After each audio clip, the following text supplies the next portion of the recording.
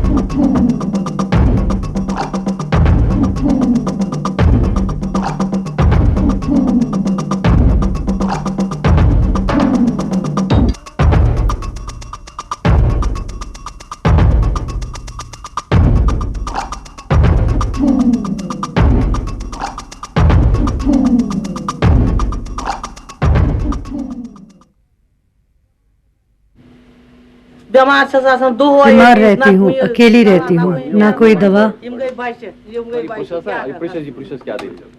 इनको गोली मारी गई।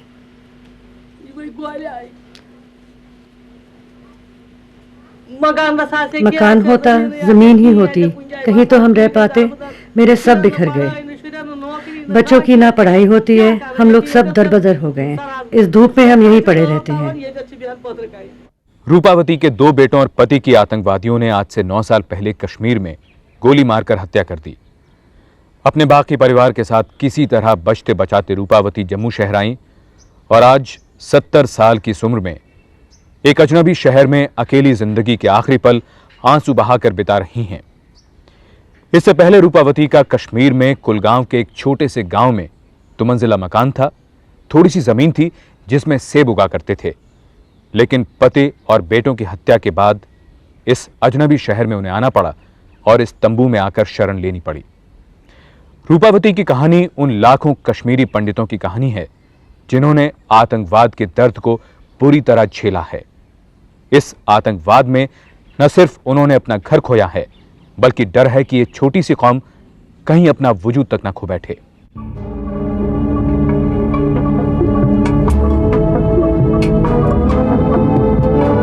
ये इलाका किसी महानगर की झोपड़पट्टी का नहीं है, बल्कि कश्मीर से आए उन खाते पीते लोगों का है जिन्हें कश्मीरी पंडित कहा जाता है। इनकी संख्या तकरीबन 3 लाख है और इनमें तीनों पीढ़ियों के लोग हैं। ये सभी आतंकवादियों से अपनी जान बचाकर किसी तरह जम्मू तक पहुंच सके और जम्मू शहर के इर्द गिर्द इन संकरी और बदहाल गलियों के टूटे फूटे घरों में रहने को मजबूर हैं। जब से हम वैली से आए हैं ना, माइग्रेंट हो गए, तब से इस एक कमरे में यहाँ रह रहे हैं। मेरी फैमिली 6 मेंबर पर एग्जिस्ट है, तो इसमें बिल्कुल जगह ही नहीं है। बिल्कुल काम, किचन भी इसी में, सब कुछ इसी में है। जब बारिश आती है, ऊपर से पूरा अंदर का जो भी सामान है पूरा गीला हो जाता है। गवर्नमेंट ने ये एकोमोडेशन जो हमें प्रोवाइड कर दी है, जो जितने भी विक्टिम थे कश्मीर में, उनको ये जगह दे दी है उन्होंने। 1 रूम टेनेमेंट, ये पहले था ये 1 रूम टेनेमेंट, 1 रूम सेट था ये। वहाँ किचन बाथरूम इंक्लूड एक साथ था। जब ये बना दिया गया तो पिजन होल।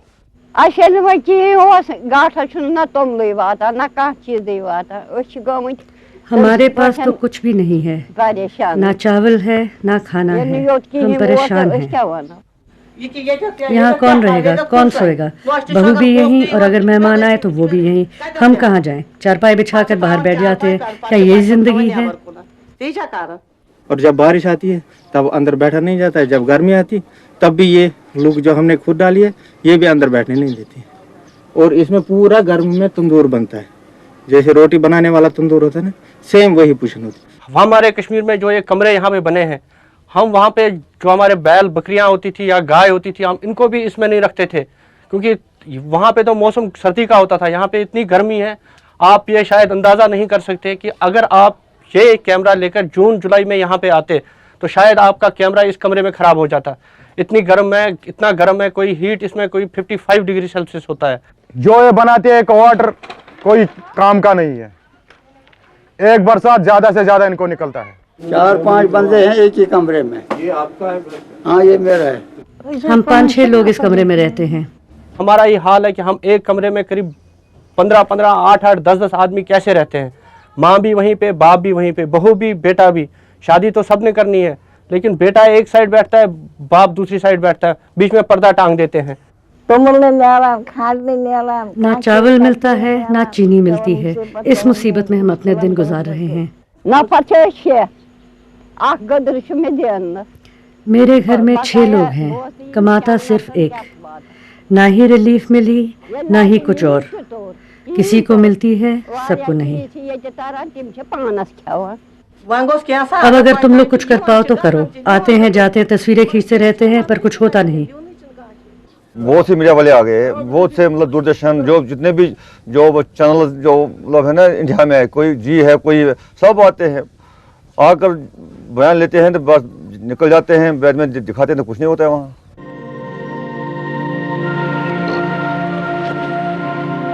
कश्मीर से लगभग 300 किलोमीटर दूर ये विस्थापित जम्मू शहर के इर्द गिर्द बसे हैं।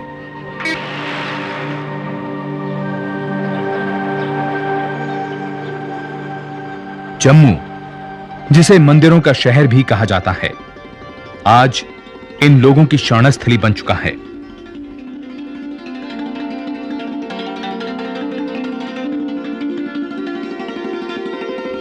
आज ये कश्मीरी पंडित अपने घर बार, धन दौलत को छोड़कर यहां तंग और छोटी छोटी जगहों में रहने को मजबूर हैं।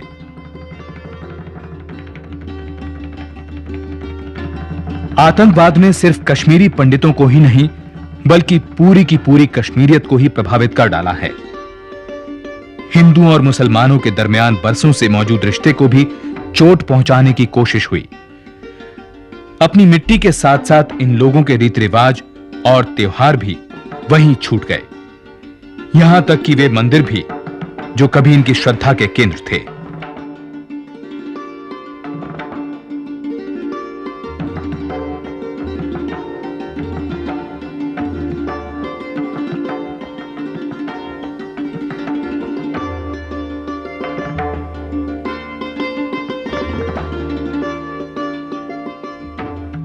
कश्मीर में काम बहुत सारा घर में था, जिम्मेदारी अपनी करती थी, भेड़ बकरी पालते थे और बहुत कुछ काम करते थे। उधर क्या, उधर काम ही था।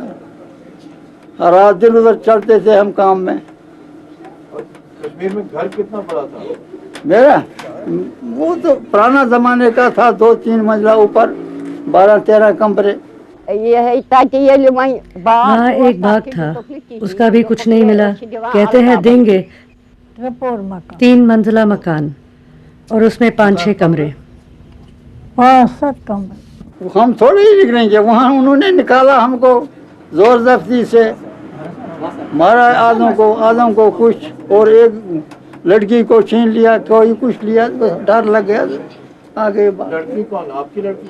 हाँ, नहीं, हमारे चचेरे भाई का एक लड़की थी, वो यही शौरासी थी। वो खोड़ लेकर जाती थी, रास्ते में उसको पकड़ के ले गए। कश्मीर में मार्च 90 में मैंने नया मकान बनाया था। 1 महीने मैं रहा उसमें। 1 महीने के बाद मार्च 1990 में वहाँ से कुछ लोग आ गए। उन्होंने कहा कि आपका नाम किसी मस्जिद में किसी ने लिखा है, तो आपको खतरा है, आप जाइए। मुझे इस पर भरोसा नहीं आ गया। बहरहाल मेरे घर वालों ने मुझे मजबूर किया, मेरे लिए टिकट लाया है, एयर टिकट।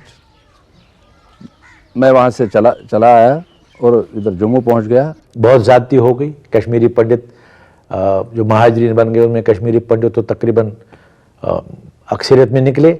अपने ही मुल्क में वो महाजिर बन गए। इसका दुख सबको है, गहरा दुख।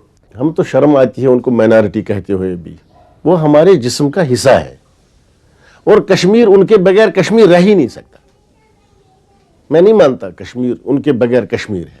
वो कश्मीरियत जिसे हम कहते हैं, हिंदुस्तानियत जिसको आप कहते हैं, कश्मीरियत जिसे हम कहते हैं, उसके असल नुमाइंदे वो हैं, उस तमद्दुन और तहजीब के नुमाइंदे। हम लोग हमने अपने आस्थानों पे जाना, वहाँ हिंदू भी मत्था टेकता था, मुसलमान भी जाता था। रात के 12-12 बजे, 1-1 बजे हमारी कश्मीरी पंडितानियाँ जेवरों से भरी हुई आती थीं, और रास्ते में उनको कहीं रास्ता ज़रूरत पड़ता था पूछने के लिए, तो मुस्लिम लड़के को पूछ लेना, और वो उसे घर तक छोड़ के आ जाता था। इतना प्यार, इतनी मोहब्बत थी। उस वक्त ये नहीं लगता था कि ये पंडित है, कि ये मुसलमान, ये हिंदू है, ये सिख है। इस किस्म की कोई तफावत नहीं थी, इस किस्म की कोई डिस्क्रिमिनेशन नहीं थी वहाँ पर। उसे कहते सैद, वो कहीं सैद था, वो एक सूफी सेंट हुआ करा, उसका मकबरा था। तो वहाँ दिया जलता रहता था 24 घंटे रात को एसेंशली। और ये ड्यूटी थी हमारे हमसाए की, उनके वो भी पंडित थे, या मेरी दादी की। तो between two of them they would serve. तो एक रात को उसकी ड्यूटी, मेरी दादी की ड्यूटी थी, वो भूल गई थी। तो पूरी आधी रात को उसको ख्याल आया कि वो दिया नहीं जला। तो ऐसे मुझे बिस्तरे से निकाला, चलो मेरे साथ, दिया नहीं जला। उनके जाने से गांव में, क्योंकि मेरा काफ़ी वक्त गांव में गुजरा है, मैं मिस करती हूँ वो चीज़। क्योंकि उनके क्यारियों में जो वो अलग किस्म के गुलाब होते थे, जिनकी खुशबू इतनी अच्छी अलग होती थी, वो बिल्कुल हमसे मिलते जुलते थे, पर फिर भी उनमें कुछ अलग सा होता था, एक इतना अच्छा भाईचारे से जो हम रहते थे। मैंने कई बार जो कश्मीरी पंडित लेडीज़ हैं, मैंने उनको कभी किसी और भगवान की कसम खाते हुए नहीं सुना है, तो वो दस्तगीर साहब की कसम लेती थी, वो शेख नूरुद्दीन वली की कसम खाती थी। तो इतना अच्छा जो हमारा एक दूसरे के साथ रह रहे थे, वो चीज़ मैं मिस करती हूँ।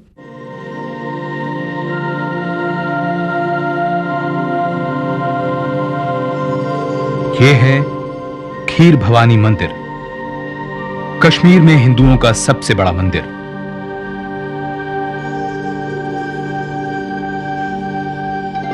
कभी इस जगह पर श्रद्धालुओं की भीड़ जुटी रहती थी, मगर आज ये मंदिर अकेला और उदास खड़ा है।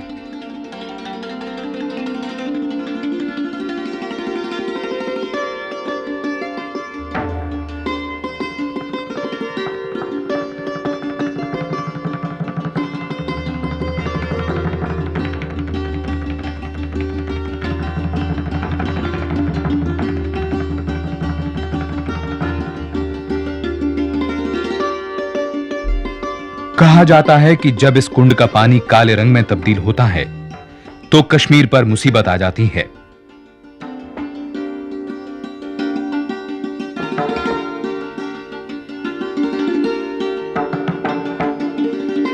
कश्मीरी पंडितों का इतिहास कश्यप ऋषि से शुरू होता है, जिनके नाम से कश्मीर का नाम पड़ा। कश्मीरियों ने देश की संस्कृति और साहित्य में अपना बहुमूल्य योगदान दिया है।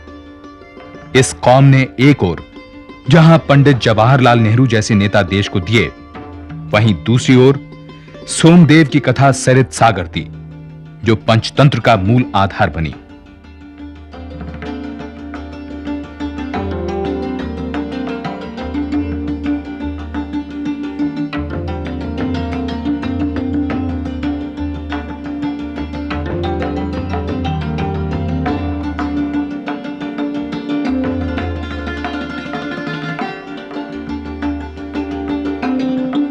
दुनिया में इतिहास की पहली पुस्तक राज तरंगिनी एक कश्मीरी पंडित कलहन द्वारा लिखी गई।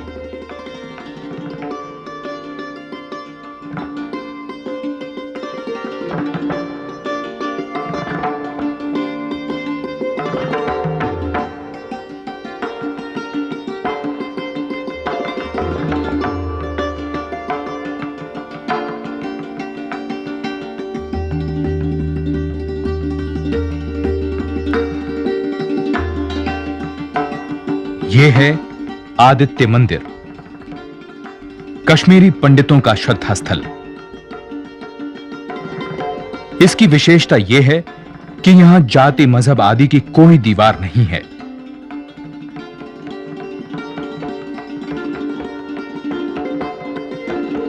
जितनी श्रद्धा से यहां हिंदू सिर झुकाते हैं, उतनी ही श्रद्धा से मुसलमान भी यहां दर्शन के लिए आते हैं।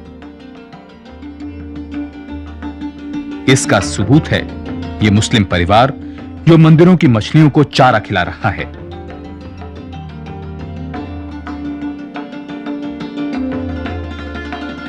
कश्मीर को ऋषियों की भूमि कहा जाता है। यहां हिंदू मुस्लिम भाईचारे की परंपरा और संस्कृति का इतिहास लगभग 600 साल पुराना है, जिसकी शुरुआत नुंद ऋषि एवं ललदेद की मानसिक भावना के मिश्रण से हुई। कश्मीर में शुरू से ही हिंदू मुस्लिम भाईचारे की जड़ें मजबूत रही हैं।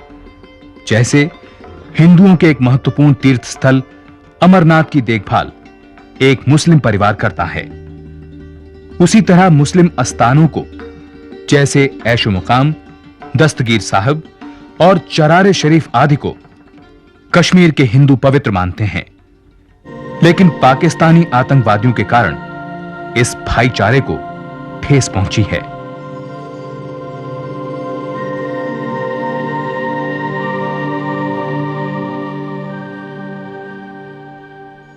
अब कहाँ हमारा वो गया जमाना, अब नहीं उधर आएगा। बाहर जाने का तो न रहेंगे वहाँ। जो कुछ है यहीं, मरना भी है यहीं, जीतना भी है। जमीन तो आपकी अपनी पकड़ क्या, हमारा जमीन में ही सब को जाना है, जमीन को क्या करना है, छोड़ दिया सब।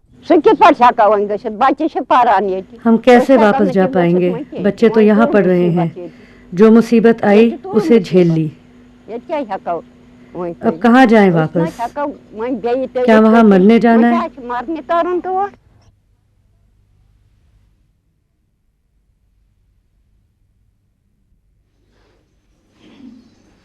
अपनी उम्र के आखिरी पड़ाव पर यह पीढ़ी तो कश्मीर लौटना नहीं चाहती, मगर मिश्री वाला शिविर में पलने वाले इस स्कूल के बच्चों का कहना कुछ और है। आपका नाम? करुणा मट्टू। आप कभी कश्मीर गई हैं? मैं कश्मीर की रहने वाली हूँ। पैदा हुई थी वहाँ? Yes sir. इसके बाद फिर माइग्रेट से आ गई। तो माइग्रेट कब किया? सर 9 इयर्स हो गए। 9 इयर्स। और आपकी उम्र क्या है? 14। तो याद है कुछ कश्मीर क्या था? No sir. बिल्कुल नहीं। कभी जाएंगे? यस, अगर माहौल ठीक होगा तो जाना ही पड़ेगा, तो जाएंगे। अपना वतन है हमारा। तो कश्मीर गए कभी? हम उधर के रहने वाले हैं। पैदा हुए? Yes sir. कहाँ पे? सर टंगीपुरा में। हवागढ़ टंगीपुरा। हवागढ़ टंगीपुरा श्रीनगर जी। और क्या उम्र में आ गए आप? सर 8 साल की उम्र है। 8 साल से यहाँ है? नो सर 9 साल से यहाँ है। और क्या उम्र थी जब यहाँ आए? उसको कुछ पता नहीं सर। याद नहीं? कितने लोग कश्मीर वापस जाना चाहेंगे? पूरा क्लास? Yes sir. बच्चे किसी भी देश का भविष्य कहलाते हैं और कश्मीरियों का भविष्य भी काफी हद तक इन बच्चों के हाथों में है। ये बच्चे कश्मीर जाना भी चाहते हैं, लेकिन पाकिस्तान ने माहौल इस कदर खराब कर डाला है कि आज इनके भविष्य पर एक प्रश्न चिन्ह लग गया है।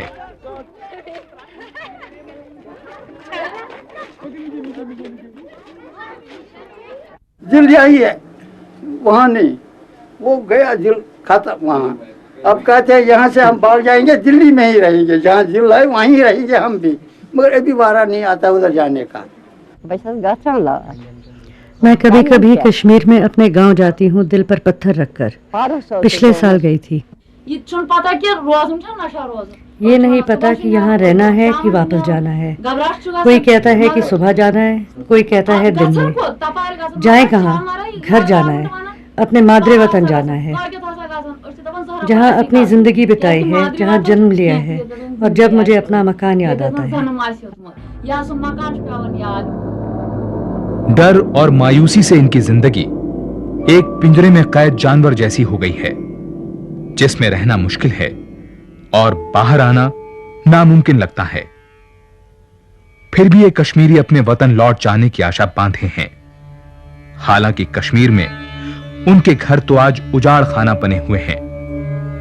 आज जबकि कश्मीर में इनका सब कुछ खत्म हो चुका है, इनकी जायदाद को भारी नुकसान हुआ है। अपने खंडर बन चुके घरों और चौपट हो चुके काम धंधे को फिर से शुरू करने के लिए इन्हें मदद की दरकार है।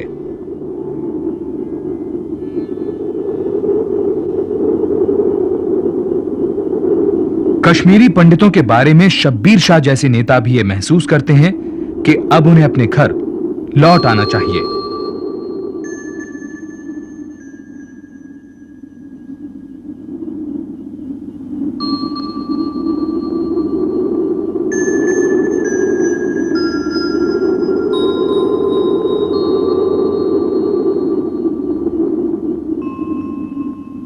सरकार इनकी मदद भी कर रही है।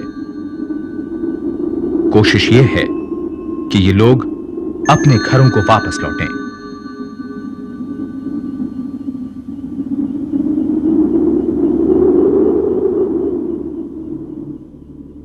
जहां तक सरकार का ताल्लुक है, हमारी जो पॉलिसी है, नीति है, वो तो साफ है कि हम चाहते हैं कि लोग वापस जाएं।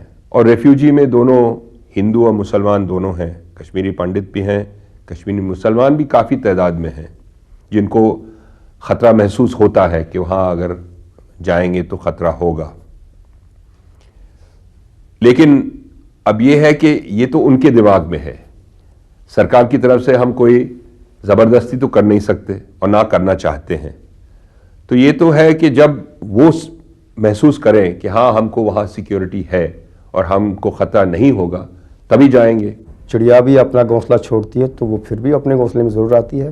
थोड़े से हालात और ठीक होंगे तो चले जाएंगे। आप जानते हैं कि पिछले 2 साल से जब मुझे यहाँ का मेंबर बनाया गया अपर हाउस का, तो हमारी सरकार ने एक इंट्रैक्शन प्रोग्राम रखा जिसमें 10 लाख रुपए रखे। हमने बड़ी कोशिश की कि खैर सगाली का जज्बा हो, तो यहाँ से लोग गए। जो दो दिलों में जो दूरियां पैदा हुई थी, हमने बड़ी कोशिश की उनको दूर करने की। Kashmiri Pandit, Kashmiri Brahman, he is the part of our society. Unless we will create an atmosphere for his return to Valley, I feel तब तक नॉर्मलसी मैं नहीं कह सकता हूँ कि नॉर्मलसी रिस्टोर हो गई। ये लोग किन हालात में और कब वापस कश्मीर जा सकते हैं, ये मेरे लिए बहुत ही मुश्किल है कहना इस वक्त भी। हालांकि 10 साल हो गए, बल्कि ये जो इलेक्टेड गवर्नमेंट के अब 2 साल से ज़्यादा भी हो गए। 2 साल में हमने बहुत सुना, नहीं वापस भेजेंगे, वापस जाना है।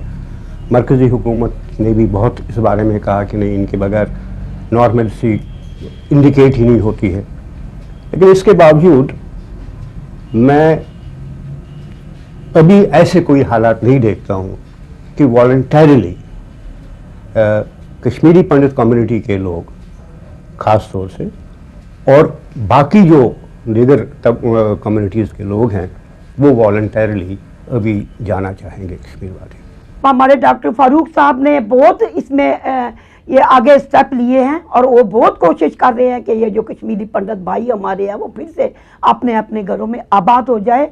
उनके लिए वो तोहफ़त भी देना चाहते हैं और हर मुमकिन वो कदम उठाएंगे जो उनको मैसर आए और अपने वतन में वो आराम से रहे। पर्सनली अगर आप मुझसे पूछेंगे, हम वापस जाने के लिए तैयार हैं और मैं समझता हूं कि कश्मीर ही हमारी असली जगह है रहने के लिए। हमारा तहजीब, हमारा तमद्दुन, हमारी रिवायत, हमारा कल्चर सिर्फ कश्मीर में ही महफूज है और किसी जगह नहीं। हमारे जो कुछ सेशनिस्ट एलिमेंट के जो लीडर्स हैं, अभी उनमें से कई लोगों ने कहा कि कश्मीरी पंडित वापस आने चाहिए, वो हमारे अंग हैं, वो हमारे जुज़ हैं, वो हमारी सोसाइटी का हिस्सा हैं, उनके बगैर हम अधूरे हैं। तो उनका कहना है अब तो 4 साल पहले ऐसी बात नहीं थी, 5 साल पहले ऐसी बात नहीं थी, अब पिछले 2-3 साल से हालात जो हैं बिल्कुल टर्न खा रहे हैं। इसमें थोड़ा सा कुछ वक्त लगेगा। यहाँ की जो लोकल मुस्लिम पॉपुलेशन है वो अब भी जब दूसरे मकान की तरफ देखते थे जहाँ कश्मीरी पंडित रहते थे तो वो अपने आप को तन्हा पाते हैं। कहते थे हमारा हमसाया यहाँ नहीं, ये चमन अब चमन के काबिल नहीं रहा है, न चमन कहलाने के काबिल रहा है, क्योंकि इसमें हर किस्म के फूल नहीं हैं। नॉर्मलसी का टेस्ट मेरे पास एक, अगर हम जैसे मैं जाता था साइकिल के ऊपर बैठता था और चलाता था, काम हमारा जमहूरियत कायम करना, काम हमारा हिंदू मुस्लिम सिख इत्तेहाद, और सबसे प्यारा नारा जो कश्मीर में था, शेर कश्मीर का क्या इरशाद हिंदू मुस्लिम से, अगर ये नारा आज मैं जाके लाल चौक में दे सकूँ और लाल चौक में ये नारा देकर 4 आदमियों के मुंह खुलने चाहिए, हाँ जी वो कहेंगे शेर कश्मीर का क्या इरशाद, जवाब मिलना चाहिए हिंदू मुस्लिम सिख इत्तेहाद, शायद नहीं होगा। जो हमारे कश्मीरी पंडित भाई बहन वहाँ से चले आए हैं वो वापस वहीं पहुँच जाए, और उसकी एक योजना हमने बनाई थी। लेकिन जैसा मैंने कहा कि राजनीति में कभी कभी अच्छी भावना से भी काम करो तो उसको भी रोकने वाले खड़े हो जाते हैं। मेरे कुपवारा में खासकर, जिसे आप कुपवारा को कहते हैं कि ये गेटवे है, हर एक कहता है, कुछ पंडित भाई आए हैं वहाँ पर, अपनी दुकानें चलाते हैं, आप वो वहाँ पर अपने घरों में बैठे हैं। मैं उनसे मिला, मैं उनके पास जाता हूँ और मैंने उनको कहा कि हर किस्म की मदद जो आपको चाहिए वो हम देंगे, और आप अपने घरों में अपनी बिजनेस जो है, बिजनेस एस्टेब्लिशमेंट फिर से उन्हें शुरू कर दीजिए, और आराम से कुछ 6-7 महीनों से वो काम वहाँ पर कर रहे हैं। कम से कम 3000 लोग मैं कश्मीर वापस ले गया, जो अपने इलाकों में गए, अपने हमसायों से मिले, अपने दोस्तों से मिले और वापस आए। उनका काफ़ी वहाँ पर इस्तकबाल हुआ और लोग उनकी राह देखते हैं कि वो कब आएंगे। जब उम्मीद है चुनी हुई सरकार इसमें कोशिश करे, और ये सच्चाई है, जब तक ये लोग वापस उन्हीं घरों में, उन्हीं मकानों में नहीं पहुँच जाते, जब तक हम नॉर्मलसी की बात नहीं कर सकते। मैं मिसाल देता हूँ, जैनपोरा शुपियान इलाके में एक पंडित जी जानकी नाथ जी चले गए, तो उन्होंने वहाँ पर प्लिंथ भी बनाया मकान का, लेकिन वो कहता है कि जितना पैसा मेरे पास था वो मैंने यहाँ बच्चों पे खर्च किया, मेरा मकान जल गया। अब सरकार को चाहिए कि वो उसे इमदाद दे ताकि वो फिर मकान बनाए, या जब तक वो वहाँ पर बैठे, जब तक वो फिर अपनी बहाली का इंतज़ाम करे, तब तक उसको, जब तक ज़मीन का इंतज़ाम होगा, जब तक उसके कारोबार का इंतज़ाम, तब तक उसको कोई पॉलिसी होनी चाहिए उसके लिए कि उसे कुछ वहाँ मिले फैसिलिटीज़। इसको तभी चमन कहलाया जाएगा जब कश्मीरी पंडित अपने घरों को लौट आ जाएंगे, क्योंकि ये उनका घर है, और उनके बच्चे जो 5 साल के थे जब वो यहाँ से निकले हैं, वो इस समय 15-16 साल के हैं। अब उनका भी फर्ज बनता है कि वो अपने बच्चों को समझाए कि असली घर हमारा वहाँ है।